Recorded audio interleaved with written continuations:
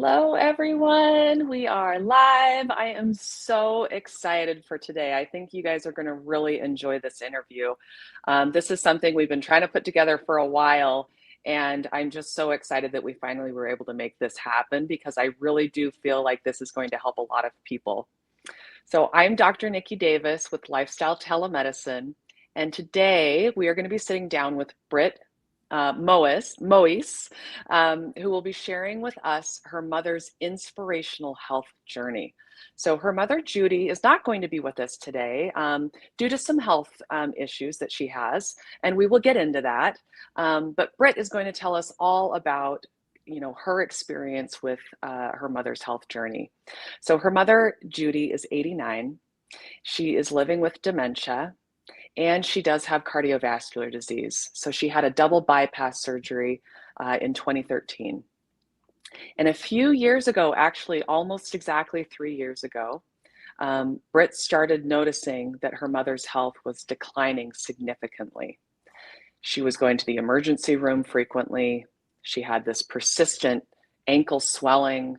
She was having this debilitating sleepiness, like somnolence, and all without getting real answers from her doctors. And that is when Britt decided to meet with one of our lifestyle telemedicine doctors, me. Now, Britt is going to share with us how not only making some medication changes helped her mom, but also the power of a whole food plant-based diet and how that also helped to completely turn things around for her mother. And now her mom is thriving. So, Britt, I want to welcome you and thank you so much for being willing to talk with me today and share your mom's really inspirational story. Thank you. Yeah, I'm really All happy to right. be here. Thank you.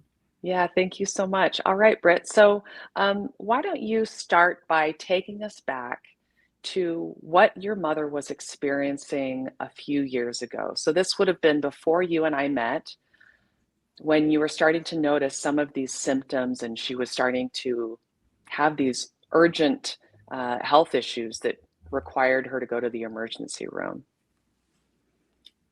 Yes, so my mother started going, it was maybe a year and a half of like five emergency, had to call the ambulance. My mother wouldn't wake up and was in bad shape. And she would go to the emergency room. And um, what would happen is she'd also started a dementia journey before that, and then she would be less each time it would take her, she would be a little less capable after the emergency visit, so it was scary on all types of levels. But Yeah. they would have like five people teams come in there that were related to the doctor, and give her MRIs and do all kinds of things, and then they would release her. And every time I'd say, "Is it possible? It could be the medicine, could be something that's triggering this," and they would always say no. And I felt like it could very well be the medicine. So that was really hard for me because I started giving her medicine as she started having problems. I started giving her medicine very precisely as prescribed. And then I think that she started having more problems too from these medicines. So So the better you were with being consistent with the medications that were prescribed to her, the worse she seemed to do. yes, because dementia is like you don't quite get what's going on, like where they're not capable and capable. At the beginning, it's a very confusing process. So she wasn't taking medicine consistently, which was probably good for her in the sense that once I started really being consistent with medicine, she was going to the emergency more. So tell me, so how long ago was it that she was diagnosed with dementia? It's hard for me to pinpoint it, but I would say maybe it was like 4 years ago to 5 years ago, maybe. Okay, okay. And then I know that she had the double bypass surgery. This would have been about what? So it was 2013, so about 13 years ago that she had Yes. that. And And then I would assume that at that point they did put her on several medications, that's when um, they put her on statin and blood pressure medicine, and then other types at first. There was like blood blood thinners and thinners and things. She okay, was able okay. to get off of those, luckily. But they had her Yeah, on that statin, which I really have, I started researching and was very afraid of statins because I read mhm, also a book by a woman doctor called, I think, The Truth About Statins. And that helped me too to understand how they got that passed, and that statins mostly are not helpful, is what the book was saying. And, they really scare you about statins. Like, you need this to survive. Like, she's had a double right, bypass. You have to have her on statins or your mom will die, and right. a lot of people refer to statins as the silent killer, and just all the problems. I think, she was having problems. And so I started getting scared about the medicines because I did relate that I'm giving them to her better and she's getting worse. And then her Yeah, doctor said something, her last visit was really horrifying for me. And I'm sorry, it's a bit emotional, but my mother almost died. She looked like she was, not going to make it. She was on her floor. My brother had called me. I lived 5 minutes away. I raced over there, and she was on the floor, and she was having that really heavy breathing where her whole mouth was being sucked in. And she was like very yellow looking and very scary. And she went, and I arrived, followed to the hospital, and she was on a ventilator. And I knew it was really, really serious. And it was very scary. And so then she ended up getting off the ventilator, and she was in the hospital about a week, maybe a week and a half. And then 2 weeks in, well, I got her out as early as I could in a kind of like a a place. rehab. Yes. And they were like COVID, so they wouldn't let her even walk around. I had to fight to get her to walk around. I didn't want her to not walk, because she had been in the bed. And anyways, that was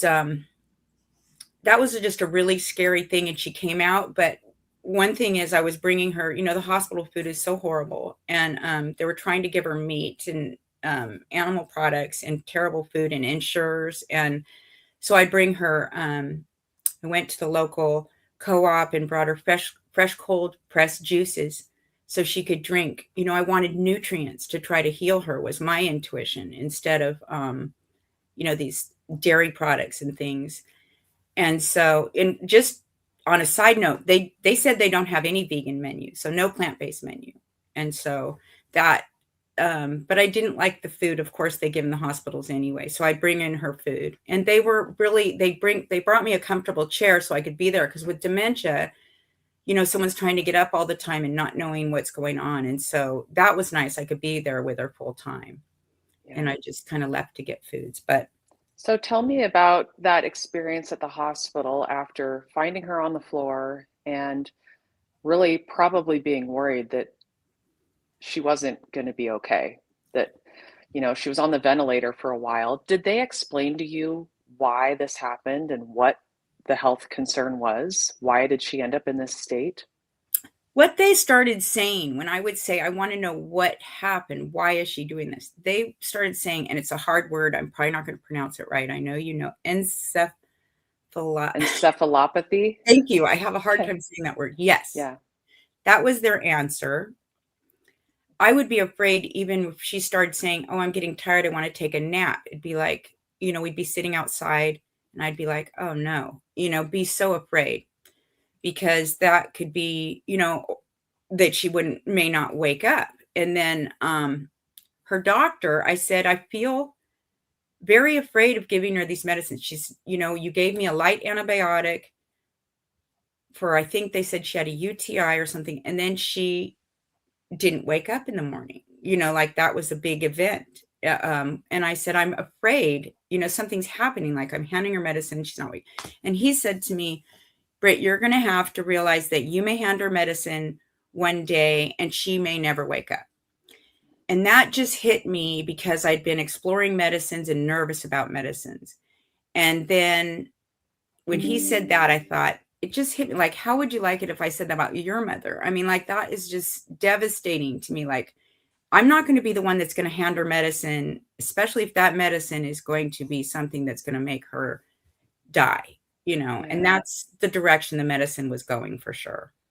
So, and I do remember that when, all of this was going on, that that was about the time that you reached out to me. So, I guess tell me a little bit about what were the symptoms that she was having that you were concerned with, and why did you reach out to a lifestyle medicine doctor? Well, I've been vegan for a while, for 10 years. And I've just been on and I'm vegan for the animals, always have been. I was vegetarian at 12. And so, my family did not follow after me, but that was my path. But through my mom's journey, I learned more and more about health. And so I started looking into healthier diets, and then I really wanted to get and after that event in the hospital when I was with her, and I realized, then I had to watch after her very closely, and my brother had to move in with her, so because she couldn't be alone, that took her to another level. So I wanted to find I wanted I was reading, and I wanted to take her off the medicines, but I was scared because I don't know medicine, and I was scared, but felt like the right thing to do. So I was talking with my vegan friends, and someone suggested your site. And then I started researching. And I saw that you unscribed medicines, that was one of your specialty. And it just really was like, ah, that's wonderful. And so I wanted to connect with you and have the backing of a doctor of what I wanted to do, because Okay. I felt like maybe, like she could die at any point. Like, she's 89 now, and she could have died, period. And then I just felt like having the backing of a doctor felt right, and good to me. And that I was able to find that in you was amazing. I had to look really hard, and start Yeah. questioning everybody to find out where I could find someone like you. Okay. So it sounds like you were nervous about the medication she was on. You were worried that maybe one or a few of them were maybe linked to some of these symptoms she was having. Like we haven't really gotten into it too much, but she was having this swelling in her ankles. And then, like you said, it was hard to get her to wake up. Like she was just so sleepy and almost like, losing consciousness. Um, and, but you wanted to find a doctor who could talk you through whether or not she could either get off the medications or if there were important medications that she needed to stay on and have Yes. that conversation. So you were trying to do it in a safe way where you didn't just say, I don't want her on any of these meds. I'm just going to stop all of them. You said, well, I'm not a doctor. I need to Yeah. make sure that I'm doing Yes. what's right for her and do it safely, if she Yes. can remove medications. Yes, and with her history, and it was just wonderful to come to you because I could give you her history, and I was so relieved when you said, yes, you can remove those, and it felt so good. She was on isosorbide too, which I felt was a very big culprit for some reason.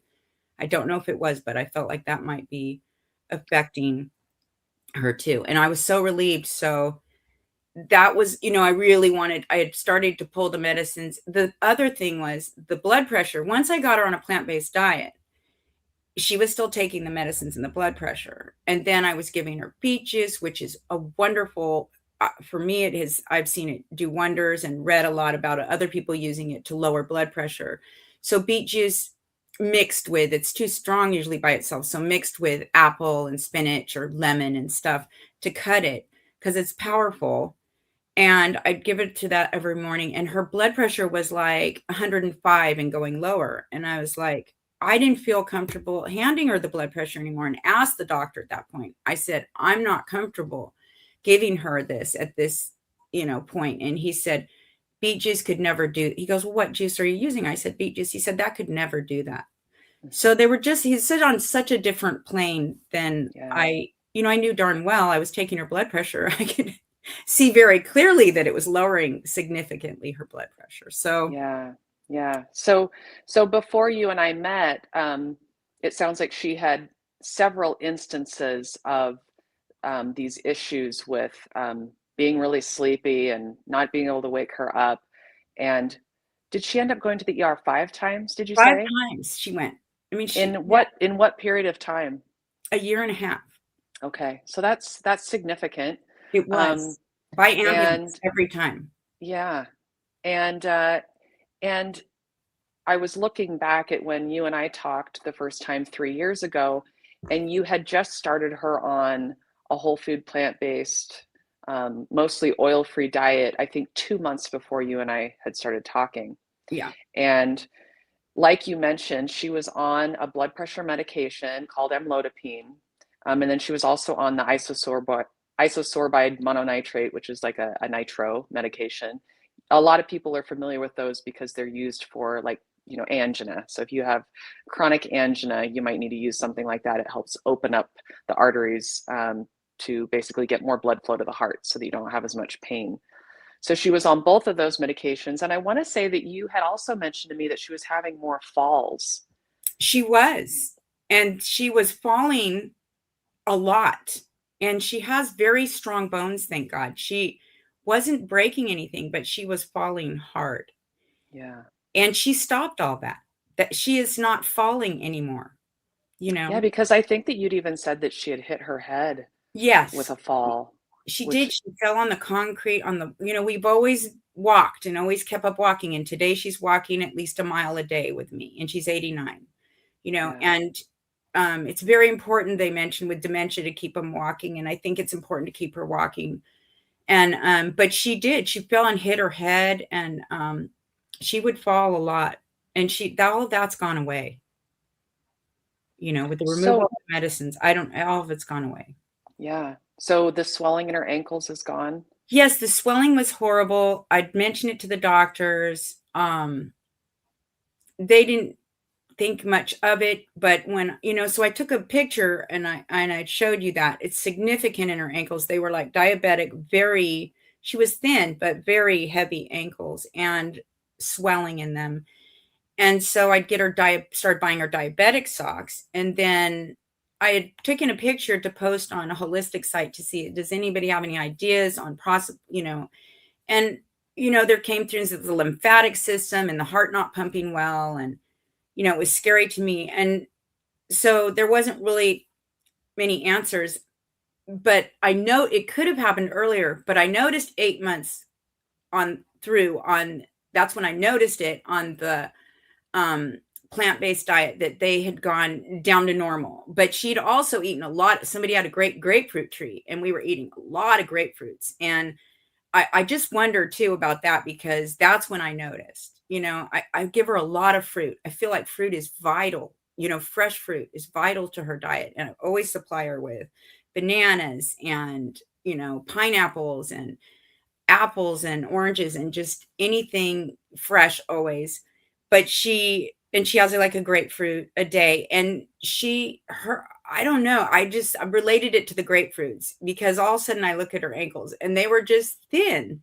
And I Yeah. was just like, oh my gosh, it was such a beautiful thing to see. I didn't know an answer to it. And then plant-based and maybe the grapefruits and stuff, but she has thin ankles today. So that happened, and they never have swelled back up. And And she has she had any other issues with the sleepiness? never, never Wow. again. I am never afraid of her going to rest, and she doesn't really rest. I mean, Yeah. we go a full day, you know. She's never sleepy like that, and I've never been afraid of it again. Once the medicines were removed, I realized, and then I talked to you, which I believe, I said, I'm worried. I realized I didn't have to much worry about her blood pressure anymore, because I was so concerned with her, something holding down her blood pressure in an unnatural way with medicine, and then giving her these, things that are really taking her blood pressure down. So her blood pressure just remains good. And I didn't have to worry about it being too low off of the diet I was giving her, because that's what Yeah. happened on plant-based diet. And what I was doing was her blood pressure was low. Yeah. So it, my assessment of this situation is that there were a lot of things that needed to be done to really get her through this time where she was having all of these health concerns, and of course, really scary for you too.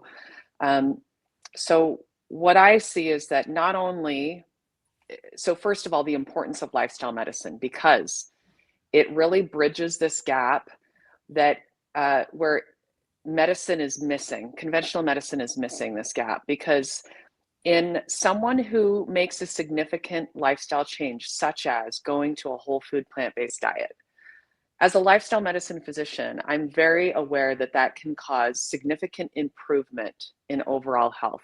Yeah. And that includes lowering blood pressure, right? Lowering cholesterol, lowering blood sugars, weight loss, all the things that we talk about with a plant-based diet.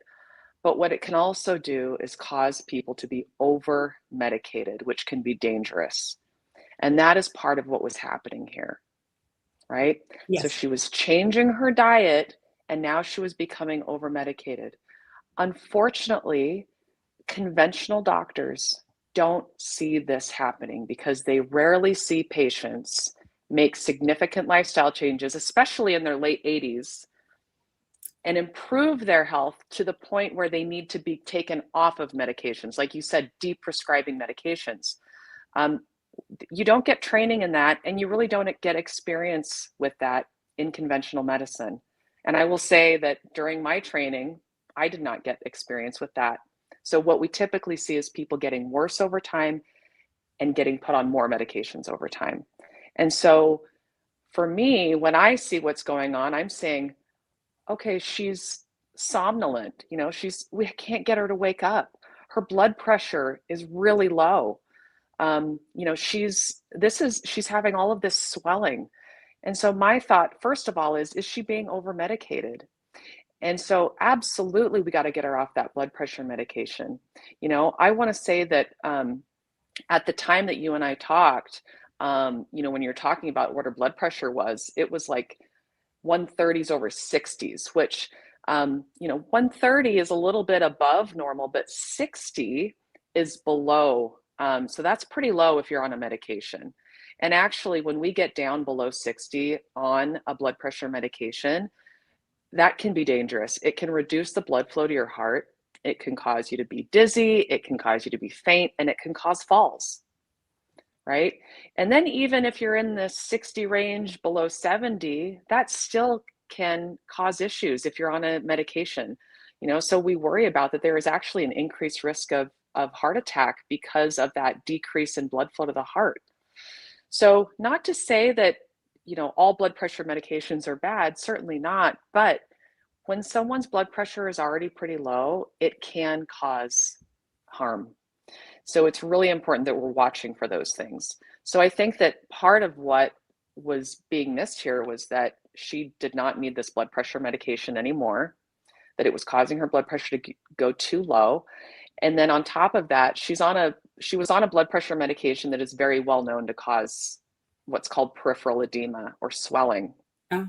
So that certainly could have been part of this swelling issue she was having. It might have been complicated by a lot of other things, but that medication can cause swelling. It's a known side effect. The other thing is the isosorbide mononitrate. When we had talked, you had mentioned that this was something that was used to help with angina for her. And I don't know if she ever had explained that she had any chest pain. She never talked about having chest pain or anything, so I don't know what the reasoning was. It was one of the times when she went to an emergency that they put her on that. Maybe she was on, I don't think she was taking that, but she was prescribed it, and then they doubled it in the emergency room when they sent it home. And I started giving it to her for the first time, and I don't think she was taking her medicines for consistently at all because of this dementia, which I had not realized. And then yeah, it was just, I asked it, I don't know, that made me really nervous because then she had another incident right after. And so it was just all scaring me. Yeah. I don't know what the reasoning was for putting on. I don't remember her commenting about heart pain, but when she would go to the hospital, her blood pressure would go really high. And I don't know what that was about either. That when she's on a regular diet, which was very poor, standard American diet. And it was just hard. And maybe that was because of the trauma of her being, Yeah.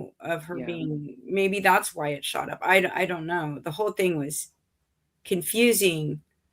But it was horrifying going into emergency visits all the time and not knowing Yeah. every phone call, that came from like my brother. I was, I would just be in such a state of fear, thinking, is this it? Or my, I gotta, just be ready to bolt, because, Right. and he, analyzed the situation. Yeah. Yeah.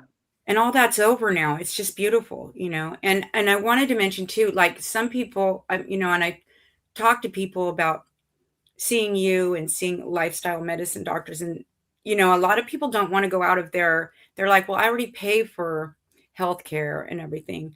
And it's like, yeah, but my mother has saved so much money because these visits, these ambulance visits cost her a lot.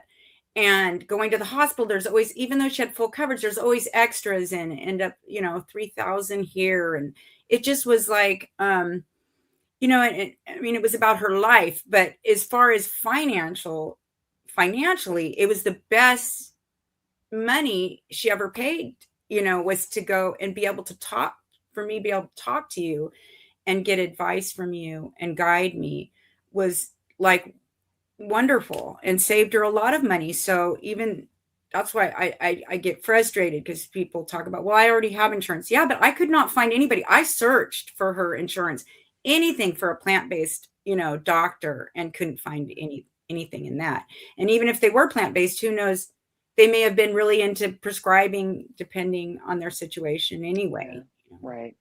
And I think you had also mentioned to me, she was on quite a few supplements. She was, and so she saved money every month on those supplements. I had her on all types of supplements and vitamins, and you said, "You can just take her off everything," and you said vitamin D might be a fall risk too, and I was, worried about, took her off of everything but vitamin B12. That was a monthly huge expense, that, and she'd always taken supplements, and I always thought that supplements were necessary. Yeah. Yeah. Well, and then going back to the isosorbide, that is also a medication that can cause low blood pressure, right? Um, Because it acts as nitric oxide, basically, where you're able to dilate your vessels, mm, and it does that so that you get more blood flow to the heart, because the heart needs blood, and if it's not getting enough, that's what that medication is for. So it's typically used in people who are having chest pain because they're not getting enough blood flow to the heart. That's what's causing the chest pain.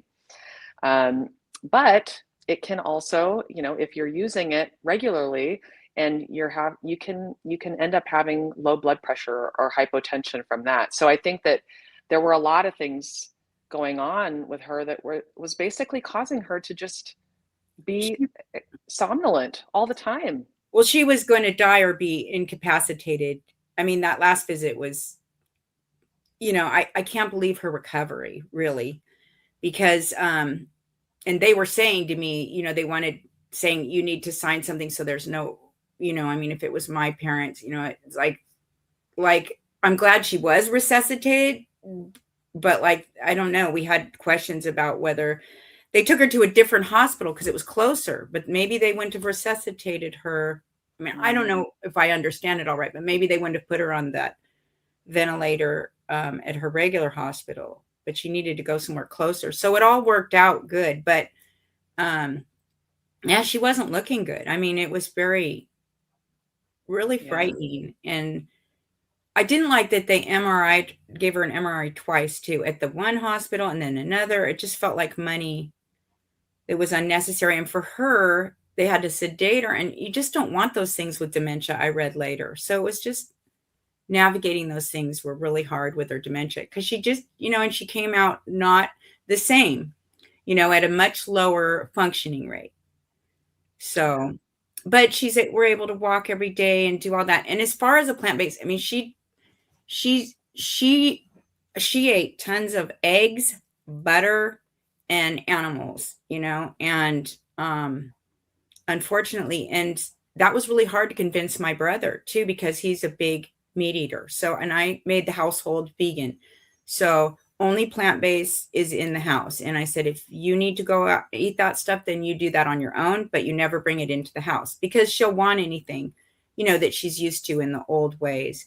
So, but I was there in the hospital. I'm watching after her. I realize I have to be watching after her now with when someone's in the state she is with dementia. So it didn't matter whether she wants chicken or wants this or wants that. That just, I had to make decisions for her health. And she probably doesn't even know that she's really plant-based in that. I mean, because she's always eating stuff she likes. I always bring stuff that she likes, and she always has wonderful food, and the refrigerator's full. And so she's happy. But I mean, in her head, she'll be like, oh, you're going to the grocery store. Yeah, I want to go. I need to get some butter.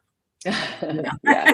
Yeah. So I stopped bringing bread too, because our toast and butter. So we just cut out the bread, things that she associated with.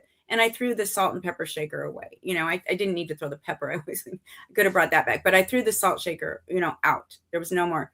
So at first she'd be like, there's no salt, there's no salt, there's no salt.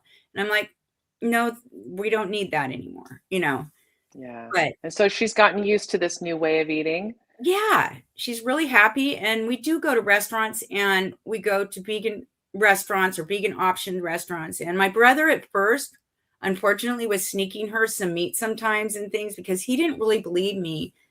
But he did go, and I didn't want him seeing her. He's a little older than me, but he has schizophrenia managed by medicine. And he's very bonded with my mom. And I didn't want him to see her on that ventilator. But he showed up at my house, and the hospital's, a block from me. So we went, and he had a panic attack when he saw her. And we had to go into the ER, and I thought he was having a cardiac event. And so when he saw how devastated, how close she was to death and stuff, he was open, but he still thought, you're my younger sister, and I don't really believe you that diet can help. And so, but once he really saw these changes and that she wasn't going to the hospital anymore, he really got on board. And that was So wonderful. he saw the improvement in her health, and so Yeah. that's what really convinced him And eventually. so he keeps the household. He doesn't bring meat into it or anything. And I'm sure it's helping him. Yeah, it probably is. So tell me what her health looks like today versus 3 years ago when we first talked. Her health is amazing. Like people say to me too, I hear it all the time. They say, your mother looks like she's reversing in age. And I'm Mm, like, they say, your mother is so good. Because I had people like the neighbors still trying to bring her over pastries, or, people felt sorry for her that she wasn't getting to eat animals anymore or something. And I'm just like, this is, our society, but the thinking is so distorted.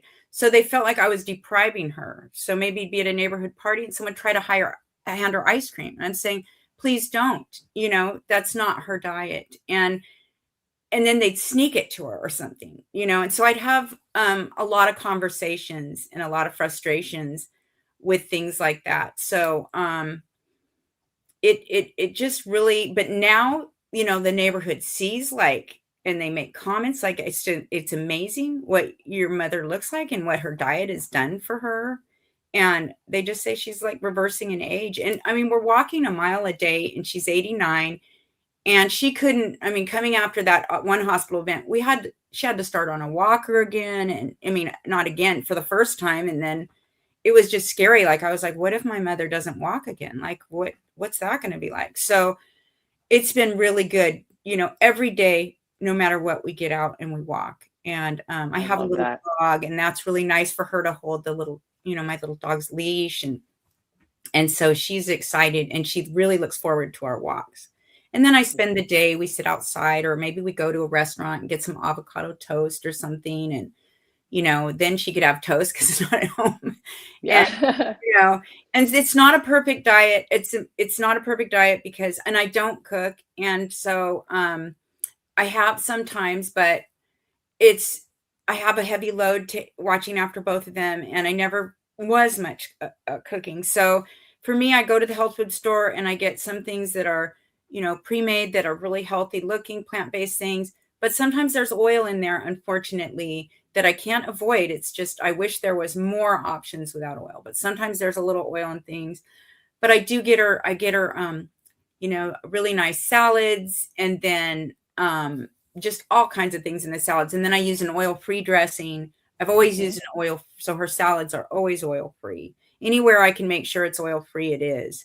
Yeah. So, yeah, I Well, guess. and I think that's so important to bring up because, you know, when I talk to my patients, I talk to them about how being successful at eating this way is about consistency over the long term, right? It isn't about being perfect day to day, but it is because you're going to get the most benefit out of what you do most of the time. And if most of the time she's getting delicious whole plant foods and maybe not perfect, it still shows the power of that consistency because she is consistent over time. And to go from being using a walker, being in the ER, being what sounds to me like close to death, being on a ventilator, to now walking a mile every day 3 years later at 89, Yeah, it's that's amazing. incredible. That is an incredible turnaround that most people don't get to see. And thin ankles. Yeah, and thin ankles. Yeah, Yeah, so I'm just really, so I want to say this too, Britt, is that your mother is really lucky to have you. thank you. You've done amazing with her, and one of these things that is important, unfortunately, in the medical care system that we're in right now is you really do have to advocate for yourself and for your loved ones. Yeah. Yes. Keep asking those questions, and especially when we're talking about this little niche that we're all in, as plant-based eaters, and that our health is different than the person next to us who is eating hamburgers and butter and all of Yeah. those things, right? Yes.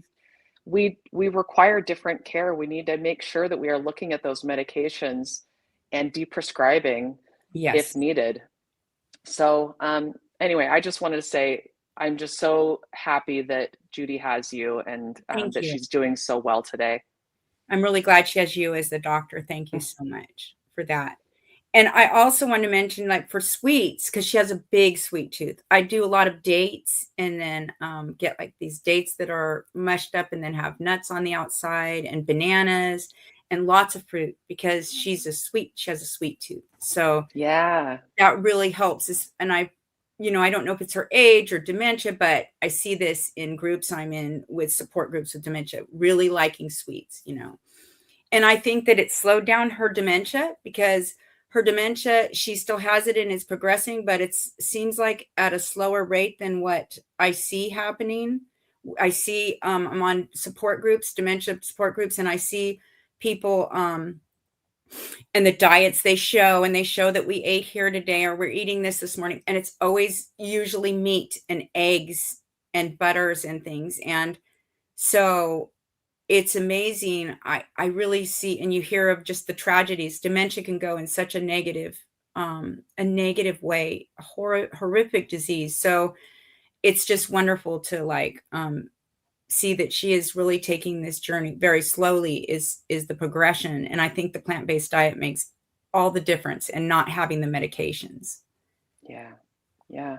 Well, I'm just so glad that she's doing so well today. And I'm just so glad that you decided to reach out to me and want to share her story because I think you even mentioned that you're sharing this story on some Yes. of these boards that you're on. Like, I don't know Yes. if it's Facebook groups or Yeah, wherever, I do. but people are making comments about the amazing improvements that she's had. And, if we can help other people to see that it's never too late. I mean, that's part of why this is such an important conversation is that just because she's in her 80s, her late 80s, with dementia, with a history of bypass surgery, does not mean that there isn't hope for for things to improve. And this has been shown in this case that she had amazing improvement Yeah, over the last few years. her age is just it is amazing at her age that she had this big of a recovery. Just the power of it is amazing Yeah. to me too. It's so yeah, thank you. It's been Yeah. really a blessing. All right. Well, I'm going to open it up just in case that if people have any questions for us about this. So if you are watching on Instagram or Facebook or YouTube, if you just put a question in the comments, we should be able to see those. And, we'd be happy to answer any questions. In the meantime, you know, tell me a little bit about what, so you mentioned, doing like the oil-free salads and buying things at the grocery store that are plant-based. Um, are there any other things that are kind of go-to for you to make it really simple to allow her to continue to eat this way and be consistent with it? Well, when I buy things at the grocery store, I buy, in the deli that they've pre-made some nice healthy plant-based, maybe garbanzo beans um and kale salad and things like this that um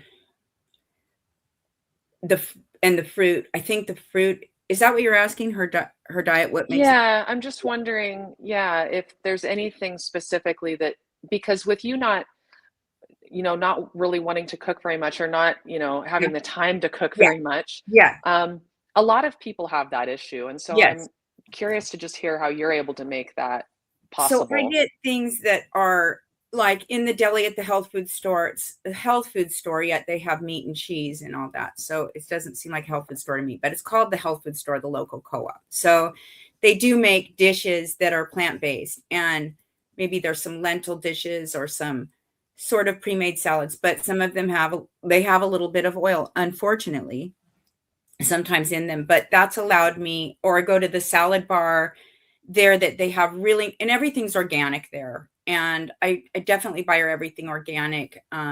Sometimes an exception, like I get a lot of pineapples at, or excuse me, so the salad bar, I get all kinds of goodies in there, and then oil-free dressing. And then like I go to Trader Joe's and get like 5 pineapples at a time, and then have them ripen and bring them over a pineapple a day, and cut it up. And then so she has all this fruit sitting there for her that's right there ready to eat, or cut up a melon and strawberries and blueberries and just things, so that she really is, fruit has been a really important part of her diet, for sure. Yeah, It makes it that's easier, and it's great. easy to do fruit, right? And to cut up fruit, I don't mind doing that at all, and it's not time consuming. So Yeah, that's been easy. well, that's great. And I don't know if we're having an issue with the comments, but I'm not seeing any. So, and that's okay. I think we've gone through a lot today. So I just want to thank you, Britt, for not only talking to us today and giving us, information about your mom and all about her story and just how inspirational her story is, and that anything is possible at any age. Um, but also I just want to thank you for being there for her and just really advocating for her. I think that Thank a you. big reason that she's doing as well as she is because of you and the persistence that you had in her healthcare. Thank you so much. Thank you. I Yeah, appreciate absolutely. that. And And I thank you. think oh yeah, It's been absolutely. And I amazing. It think was I mean, it was really a big deal to find you. And when I read, on your site, and then I think you call it describing. Is that what you say? deprescribing. Yep. Deprescribing. When I saw that, I'm like, she's the one. That's what I need. And it ended up so perfect. So Well, and it's great as as a lifestyle medicine doctor, that's what we do a lot of because most of the time the people who are coming to see me are people who are either in the middle of making significant health or lifestyle changes or are interested in making lifestyle changes. And so when you're doing that, because we do see incredible improvements, we often do need to deprescribe medications. And so we get really good at it. yeah. And because we just happen to get that experience in this job that we do. And unfortunately, like I mentioned earlier, in conventional medicine, you don't get that experience. And so it's very easy to not jump on getting a medicate, either decreasing the dose of a medication or stopping a medication when it's necessary because you're not used to seeing the harm that can be caused in people being over medicated because they're reversing the lifestyle, they're reversing the disease that is due to the lifestyle. Yeah.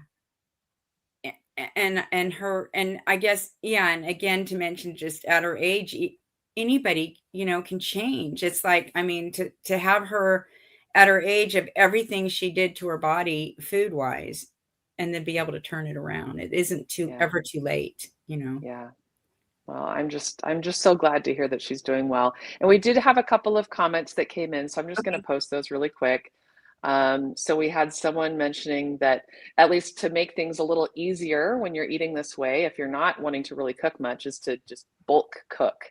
So this is something I do actually. I have an instant pot and I have an 8-quart instant pot that I will fill to the brim with, I use 2 soups really for the most part, 2 of my favorite soups, which is a lentil potato soup and then a chickpea kale soup. And I have those go up all the way to the top. And then whatever I don't eat, I'm putting in the fridge and the freezer for later, because I just make it once. And with the Instant Pot, you're literally just putting everything all in one go. And then you can eat that same meal several times. So it feels like a lot less work. So I think that's a really good option. That's a great idea. Thank you. Yeah. And if anybody wants my soup recipes, you can message me, send me a DM. I'd be happy to share those. Okay, and then let's see. Liz says this has been inspiring. Thank you both so much. It's hard to come out here and talk in front of a lot of people, and so the fact that you were brave enough to come and do this because you knew that it could help other people, it's just amazing. Thank you. And I really did. It's amazing to me too, her story. And I want to share it because it can help other people, so. Yeah. Yep. And basically so blessed to have you to care for her and advocate for her. Thank So you. I agree with that.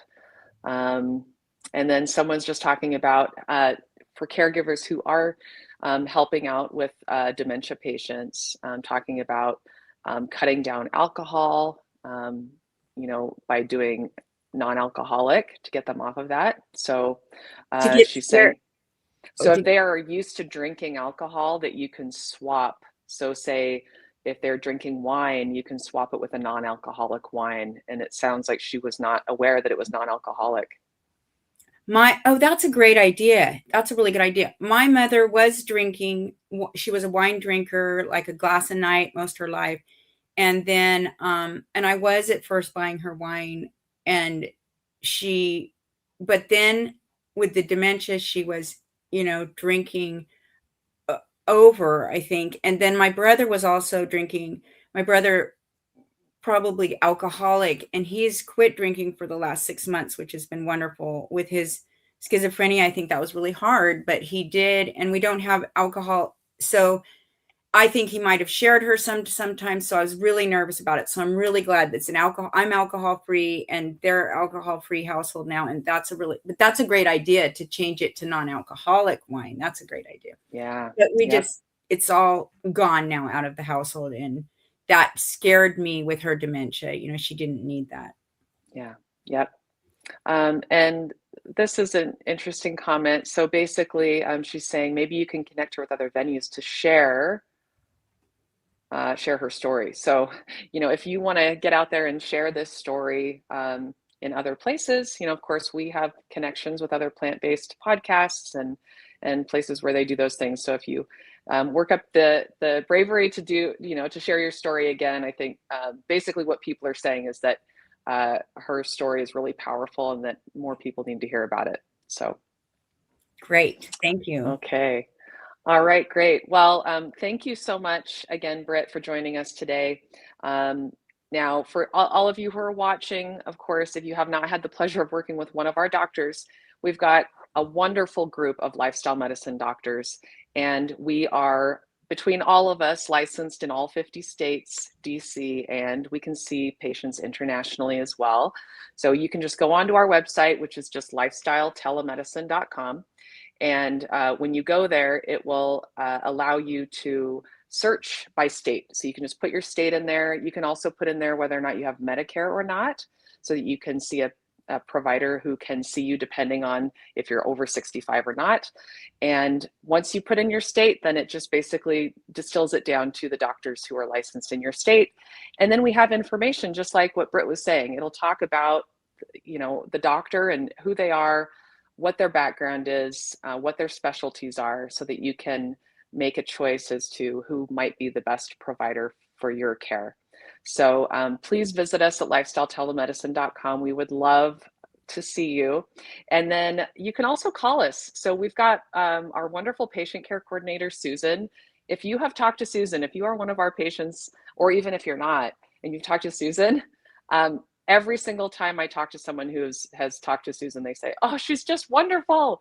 I love her."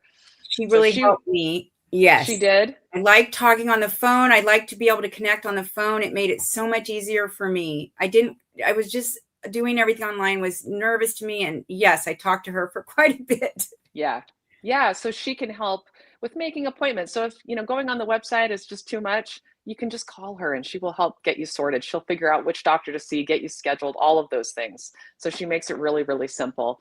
But then, of course, if you want to learn more about all the doctors and read about us, you're welcome to go to the website, lifestyletelemedicine.com. All right. Well, thank you everyone for watching today. And until next time, I'm Dr. Nikki Davis. Thanks again. Thank you, Nikki. All right. Bye. Bye-bye.